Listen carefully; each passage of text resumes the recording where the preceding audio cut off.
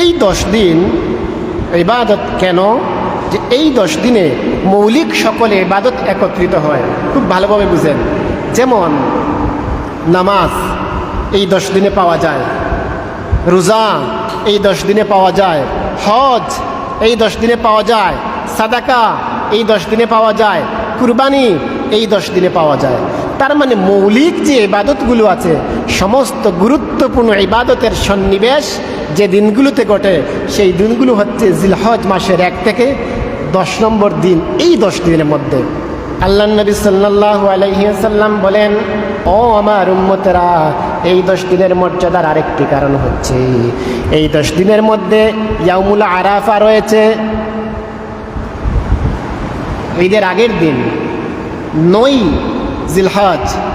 এই দিনটা হচ্ছে ইয়াউমুল আরাফা। ইয়াউমুল আরাফা কি? আল্লাহ তাআলা আরাফার দিনে জাহান্নাম থেকে এত বেশি মানুষকে মুক্ত করে দেন, অন্য কোনো দিনে আল্লাহ তাআলা এত মানুষকে মুক্ত করে দেন না। সুবহানাল্লাহ। তাহলে ইবাদতের মৌলিক সকল ইবাদত যে দিনগুলোতে পাওয়া যায়, সেই দিনগুলো হচ্ছে জিলহজ মাসের প্রথম 10 দিন। এজন্য আল্লাহ তাআলার কাছে এই দিনগুলো খুবই সম্মানী, খুবই মর্যাদা।